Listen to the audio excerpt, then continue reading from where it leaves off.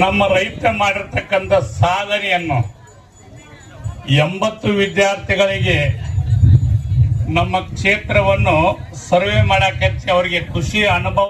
ಯಾವ ಚೆನ್ನಾಗಿ ಬೆಳೆಗಳನ್ನು ಅವರು ಲಾಭ ತೆಗೆದುಕೊಳ್ತಾರೋ, ಯಾವ ಬೆಳೆಯಿಂದ ಅವನಿಗೆ ಲಾಭ ಅದ, ಇವು ನೀರಾವರಿ ಐತೋ ಅಥವಾ ಅನುಭವಿಸ್ತಾ ಇಲ್ಲದಾನೋ, ಅಥವಾ ನೀವು ಮಾವಿನ ಗಿಡ ಹಚ್ಚಿದಾನೋ, ತೆಂಗಿನ ಗಿಡ ಹಚ್ಚಿದಾನೋ, ಇವೆಲ್ಲ ಅನುಭವಗಳು ವಿದ್ಯಾರ್ಥಿಗಳಿಗೆ ಬರಬೇಕು.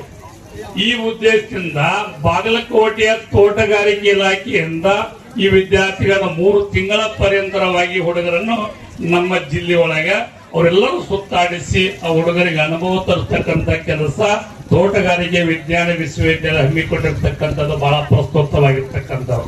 ಬಂಧುಗಳೇ, ನಮ್ಮ ಬಾಗಲಕೋಟೆ ಜಿಲ್ಲೆಗೆ 3 ನದಿಗಳು ಹರಿತಾವ. ಸ್ವಲ್ಪ ಅರ್ಥ ಮಾಡ್ಕೊಡ್ರಿ, ಸೊಂಟಣಿ ಮಾಡ.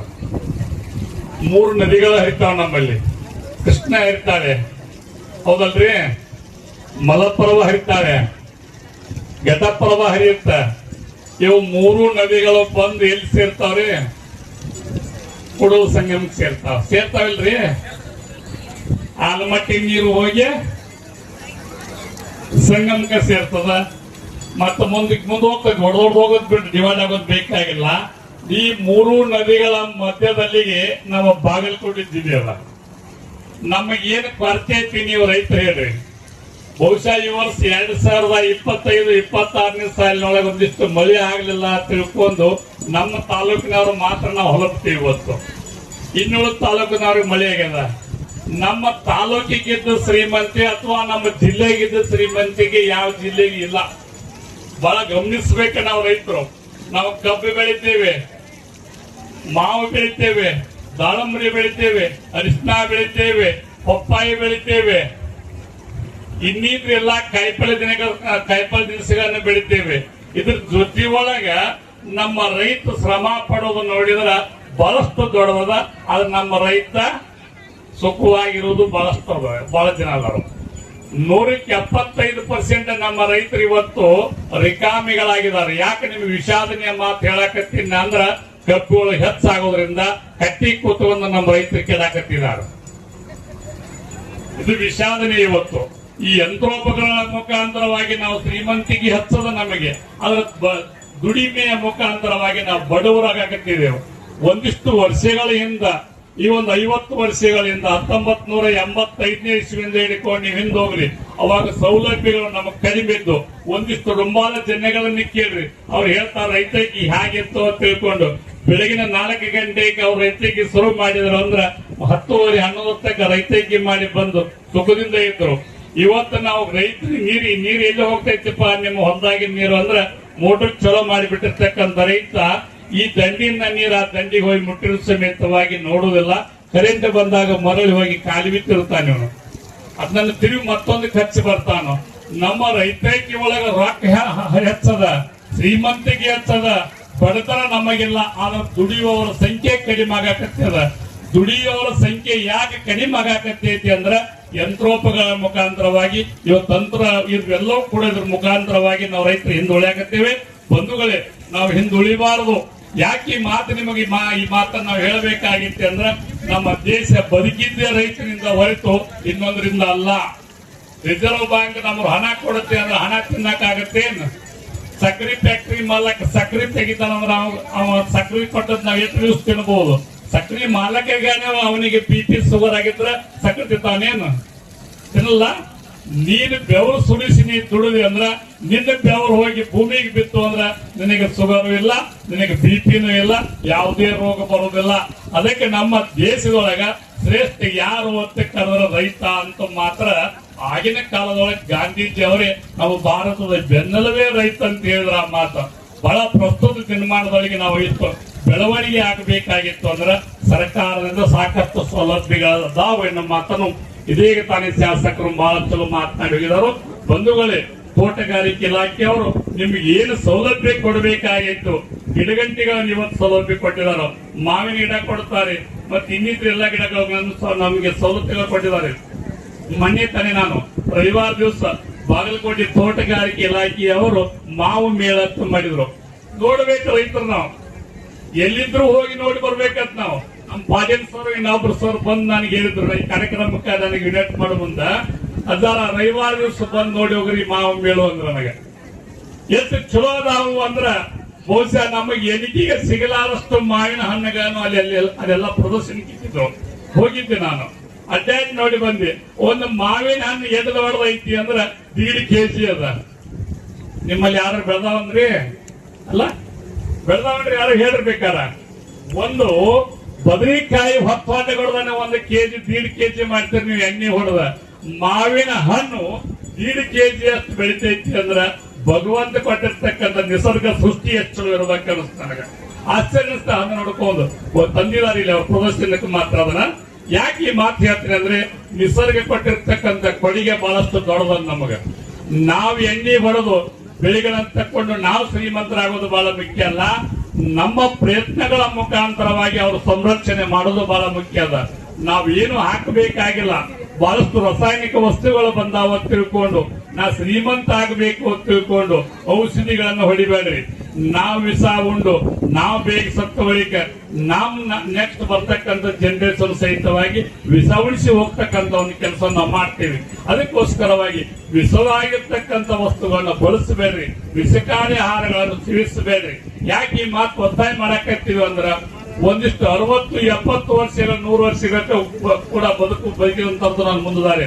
ಇವತ್ತು 70 ವರ್ಷಕ್ಕೆ ಬಂದಿದ್ದ ನಮ್ಮ ಆಯುಷ್ಯ ಅಂದ್ರೆ ವಿಷಕಾರಿಯಾಗಿರ್ತಕ್ಕಂಥ ಪದಾರ್ಥಗಳನ್ನು ಉಣ್ಣೋದ್ರಿಂದ ನಮ್ಮ ಆಯುಷ್ಯ ಕಡಿಮೆ ಆಗತೈತಿ. ಇದ್ರ ಜೊತೆ ಒಳಗ ಈಗ ತಾನೇ ಬದನೆಕಾಯಿ ಇವೆಲ್ಲ ಔಷಧಿಗಳನ್ನು ಹೊಡಿತಾರಲ್ಲ, ಈ ಬದನೆಕಾಯಿ ಆಗಲಿ ಇನ್ನಿತರ ಕಾಯಿಪಲ್ಯ ವಸ್ತುಗಳನ್ನು ಸೇವಿಸುವುದರಿಂದ ಇನ್ನು ನಮ್ಮ ಮಕ್ಕಳ ಭವಿಷ್ಯ ಸಮೇತವಾಗಿ 50 ವರ್ಷಕ್ಕೆ ಬರ್ತದ.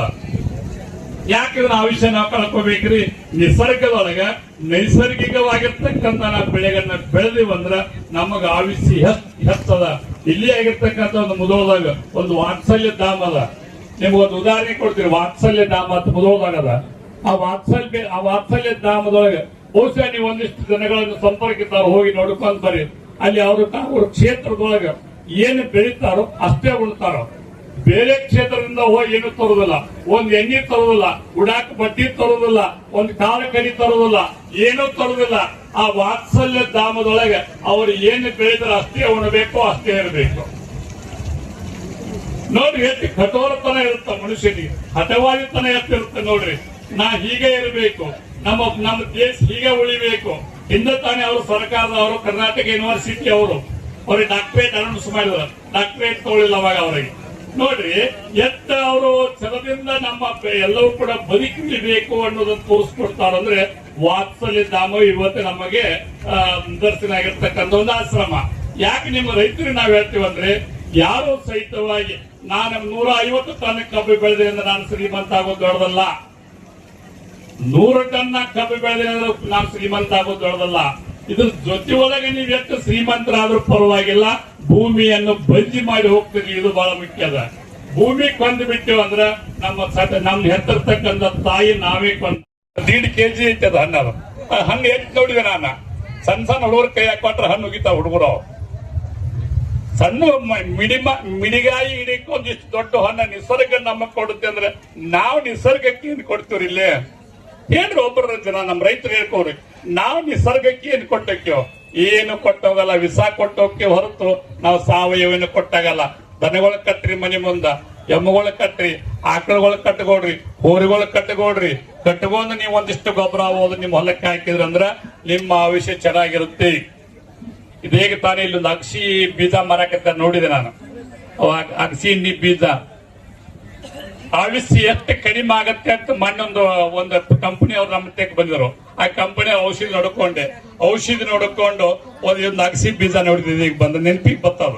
ಆ ಅಗಸಿ ಬೀಜದ ಎಣ್ಣೆ ನೀವು ಅಡಿಗೆಗೆ ಉಪಯೋಗ ಮಾಡಿಸಿದ್ರಿ ಅಂದ್ರ, ಉಪಯೋಗ ಮಾಡ್ಕೊಂಡ್ರಿ ಮನೆಯೊಳಗೆ ಅಂದ್ರ ಹಾರ್ಟ್ ಅಟ್ಯಾಕ್ ಆಗಲ್ಲ.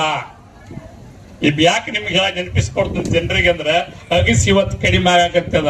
ಇದ್ರ ಜೊತೆ ಒಳಗೆ ಎಲ್ಲವೂ ಕೂಡ ಇವತ್ತು ಎಲ್ಲಾ ಧಾನ್ಯಗಳು ಕಡಿಮೆ ಆಗತ್ತೇವ. ಯಾಕೆ ಕಬ್ಬಿಗೆ ಗಂಟೆ ಬೆಳೋದ್ರಿಂದ ಸಣ್ಣ ಸಣ್ಣ ಧಾನ್ಯಗಳು ಇವತ್ತು ಕಡಿಮೆ ಆಗತ್ತೇವ. ಬಂಧುಗಳೇ, ಒಂದು ಬೆಳೆ ಒಳಗೆ ಹಲವಾರು ತರನಾಗಿರ್ತಕ್ಕಂಥ ಬೆಳೆಗಳು ಬರ್ತಾವೆ. ಅದ್ರ ಶ್ರಮ ಪಡಬೇಕು ರೈತ. ಇದ್ರ ಜೊತೆ ಒಳಗೆ ನಿಮ್ಮೆಲ್ಲರೂ ಕೂಡ ಸರ್ವೆ ಮಾಡಿಕೊಂಡು ನಮ್ಮ ಎಲ್ಲಾ BSc ಹುಡುಗರು ಸರ್ವೆ ಮಾಡಿ ನಿಮ್ಮೆಲ್ಲರೂ ಕೂಡ ಎಷ್ಟು ಚೆನ್ನಾಗಿ ನೀವು ಬೆಳಿತೀರಿ ಬೆಳಿ ಅನ್ನೋದನ್ನು ಸರ್ವೆ ಮಾಡಿದ್ರು. ಬಂಧುಗಳು ಏನೇ ಬೆಳೀರಿ, ಒಂದು ಬೆಳೆ ಒಳಗ 4-5 ಬೆಳೆ ಬರ್ತಕ್ಕಂಥ ಒಂದು ವಿಚಾರ ಮಾಡ್ಕೊಡ್ರಿ. ಒಂದು ಬೆಳೆ ಒಳಗ 4-5 ಬರ್ಬೇಕು. ಕಬ್ಬಿನ್ಯಾಗ ಏನು ಬರ್ತೈತಿ ಕೇಳ್ಬಹುದು ನೀವು. ಕಬ್ಬಿನ್ಯಾಗ ಏನು ಬರೋದಿಲ್ಲ ತಿಳ್ಕೊಬೇಡ್ರಿ, ಎಲ್ಲಾ ಬರುತ್ತೆ. ಹೆಸರು ಬರ್ತೈತಿ, ಅಲಸಂದಿ ಬರ್ತೈತಿ, ಕೋತಂಬರಿ ಬರ್ತೈತಿ, ನೀವು ಗಜ್ರಿ ಹೋದ್ರೆ ಗಜ್ರಿ ಬರ್ತೈತಿ. ತಡ್ಕೋಬೇಕು, ನಾವಿಷ್ಟೇ ತಡ್ಕೋಬೇಕು, ನಾವು ಸಮಾಧಾನ ಬೇಕು. 3 ತಿಂಗಳು ಹಾಕೊಡ್ದಾಗ ಗೊಬ್ಬರ ಹೋಗಿಸಿ ಬೋದೇರಿಸಿ ಈ ದಂಡಿ ನೀರು ಬಿಟ್ಟ ದಂಡಿಗೆ ತಕ್ಕೊಳ್ತಕ್ಕಂತ ಒಂದು ವ್ಯವಸ್ಥೆ ನಮ್ಮ ರೈತರು ಮಾಡ್ಕೋಬೇಡ್ರಿ. ಇದ್ರ ಜೊತೆಯೊಳಗೆ ನಿಮ್ಗೆ ಎಷ್ಟು ಸಲಹೆಗಳನ್ನ ಬೇಕು ಎಲ್ಲ ಕೂಡ ಸಲಹೆಗಳನ್ನು ಎಲ್ಲ ಕಂಪನಿ ಅವರು ಬಂದಿದಾರೋ. ಈ ಇದು ಸ್ಟಾಲ್ ನೋಡಿದೆ ಅಂದ್ರೆ ನನಗೆ ಇಷ್ಟು ಖುಷಿ ಅನಿಸ್ತಿ. ಬಹುಶಃ ಧಾರವಾಡ ಕೃಷಿ ಇಲಾಖೆ ಅವರು ಕೃಷಿ ವಿಶ್ವವಿದ್ಯಾಲಯ ಮಾಡಿರ್ತಕ್ಕಂಥದ್ದು ಸಾಧನೆ ದೊಡ್ಡದಿದ್ದು ನಾವು ಅವ್ರಿಗಿಂತಲೂ ಕೂಡ ನಮ್ಮ ಬಾಗಲಕೋಟೆ ತೋಟಗಾರಿಕೆ ಇಲಾಖೆ ಅವರು ಜಗದಾದವರು ಮಾಡಿರ್ತಕ್ಕಂಥದ್ದು ಬಹಳ ಶ್ರೇಷ್ಠ ಅದ. ನಾವು ಪ್ರಶಂಸೆ ಮಾಡ್ಕೋಬೇಕದನ್ನ. ನಮ್ಮ ಕ್ಷೇತ್ರ, ನಮ್ಮ ಜಿಲ್ಲೆ ನಮಗ್ ಶ್ರೇಷ್ಠ ಅದ. ನಮ್ಮ ಇಲಾಖೆ ಅವರೆಲ್ಲರೂ ಕೂಡ, ನಮ್ಮ ತೋಟಗಾರಿಕೆ ಇಲಾಖೆ ಅವರು ಇಷ್ಟು ಅದ್ಭುತವಾಗಿರ್ತಕ್ಕಂಥ ಒಂದು ಕೈಲಾಸವನ್ನು ಇಲ್ಲಿ ನಿರ್ಮಿಸ್ತಾರೋ ಅಥವಾ ಇಲ್ಲೋ ಅಂತ ನಮ್ಗೆ ಆಶ್ಚರ್ಯ ಅನ್ಸುತ್ತೋ. ಇದಕ್ಕೆ ಬಹಳ ನಮ್ಮ ಸುತ್ತಮುತ್ತ ಜನ ಎಲ್ಲ ಕೂಡ ಸಹಾಯ ಸಹಕಾರ ನೀಡಿರಿ. ಬಂಧುಗಳೇ, ಇದು ಪ್ರತಿ ವರ್ಷಲೂ ಸಹಿತವಾಗಿ ಹೀಗೆ ಮೇಡಮ್ ಆಗಲಿ ಇವರೆಲ್ಲರೂ ಕೂಡ ನಮ್ಮ ಜೊತೆ ಒಳಗೆ ಕಾಂಟ್ಯಾಕ್ಟ್ ಮಾಡಿಕೊಂಡು ಎಲ್ಲರೂ ಕೂಡ ನನ್ನ ಕಾರ್ಯಕ್ರಮ ಕರೆಸಿ ನಮಗೂ ಕೂಡ 2 ಮಾತುಗಳನ್ನು ಮಾತನಾಡಕ್ಕೆ ಅವಕಾಶ ಕೊಟ್ಟರು.